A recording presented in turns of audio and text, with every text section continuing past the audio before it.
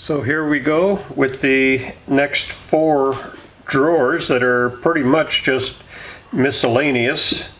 There's a mirror on a stick, not too exciting. We have a brand new tape. I always use the 16-inch Stanley, and every time I throw one away, I immediately buy a new one. So I always have a spare. I hate these 25 footers. They're just too heavy to be carrying around all day.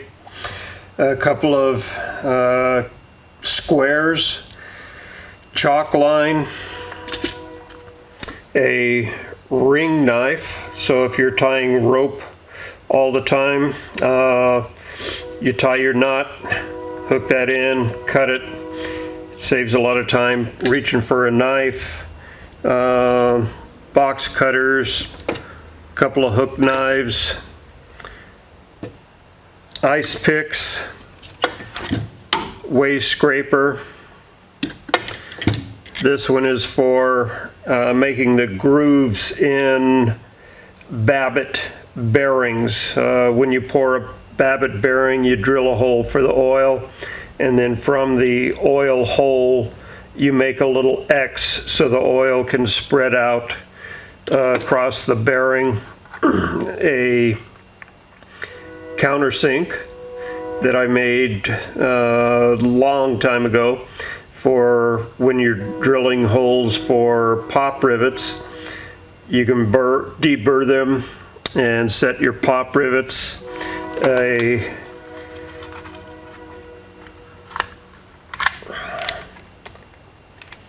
drive, what do they call those? A hammer drive, I guess.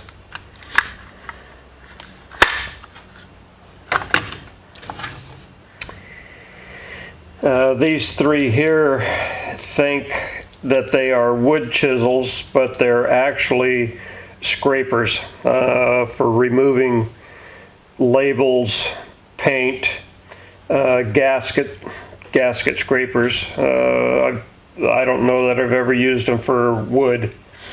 A little point for cleaning out grooves, putty knives, a click fast pop rivet gun. These are one of the best Marson. If you're going to get a pop rivet gun, get this style. They're much easier on the handle. They're broader than those stamped ones. If you're doing a couple of hundred pop rivets, well, get it air operated. This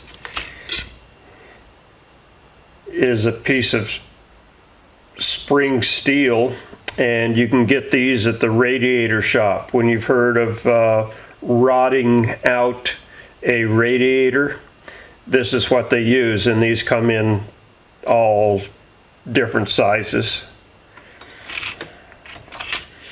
And here's a little saw blade that is all the way around, so you can, when I'm clearing out a crack in aluminum, like in a Cobra body, I'll drill a small hole at the start of the crack, and then I can follow this crack wherever it goes. I always make a groove to make sure that both edges are clear and there's no crap in between the crack where they go together. If you don't do that, you're just going to ruin your repair. Next is snap ring pliers, large and small, 2 stone and a 3 stone hone. For this one is for Volkswagens, have very small wheel cylinders, so you need to get down there. I also have one large enough, you'll see in another drawer when I get down to the engine building drawer. one big enough for engine cylinders, tubing, cutters, spare tips for those, paint brushes, special tool. That's a glass cutter, deburring tool, hand nibbler. I think you've seen me use this in other projects. Hand reamer, tapered.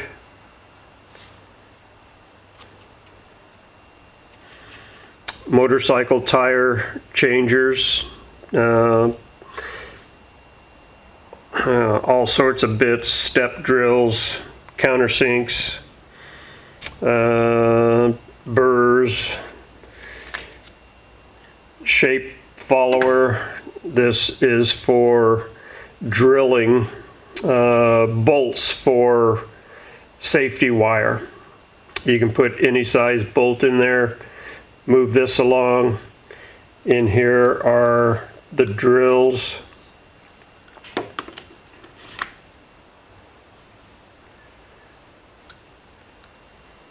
So you drill a bolt and you can use safety wire. Drill and deburr. These go onto a square. For once you set an angle, you can put this on two sides of the square and it's very repeatable. Set of points that'll go onto a, looks like a 1/4 inch piece of bar stock, round bar stock. Drill and countersink. And this is a very special tool. I restored a bug-eyed Sprite, 1959 bug-eyed Sprite, and when I rebuilt the complete front end, there's a trunnion that goes through the top link, and I tried a screwdriver and it was just not working out. So I just stopped and cut off a piece of hex bar stock so I could use a wrench on it. Made this thing with the to go into the screwdriver slot, and this little pin kept it in place while I made the adjustment.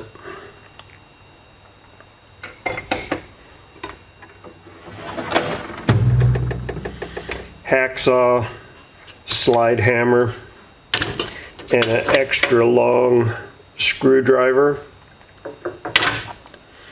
These are just different pieces for the slide hammer for taking out seals. This one and this one are for pulling pilot bushings and pilot bearings. This one is for pilot bushings on a Ford. This one is made for pilot bearings on a Ford also.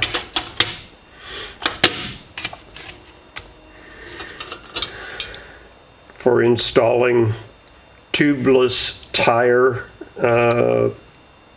Schrader valves. This one is very special. I made a precision cut here, and I can use any size or length. This is actually belt sander belts, and you can pile up as many as you want. You can go very small and then use larger amounts for larger holes.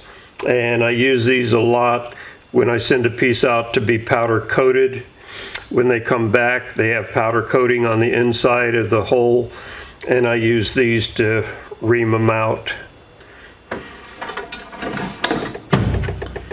And then this drawer is just electrical stuff.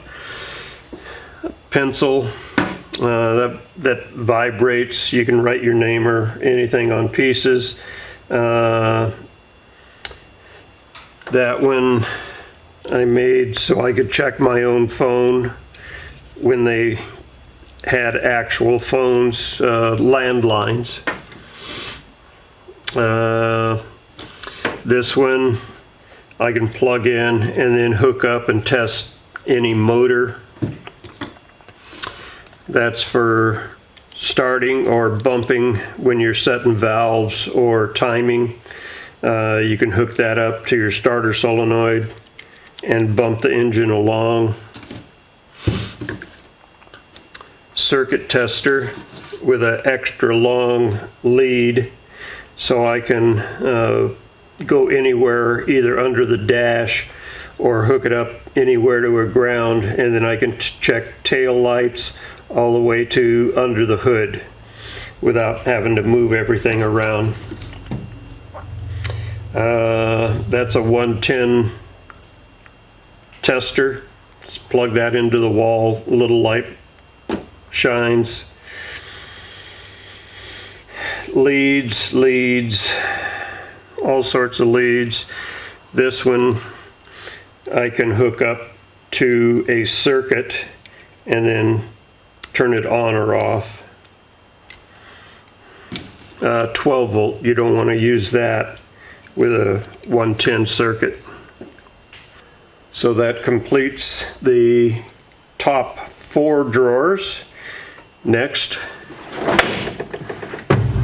we'll go on to hammers and chisels.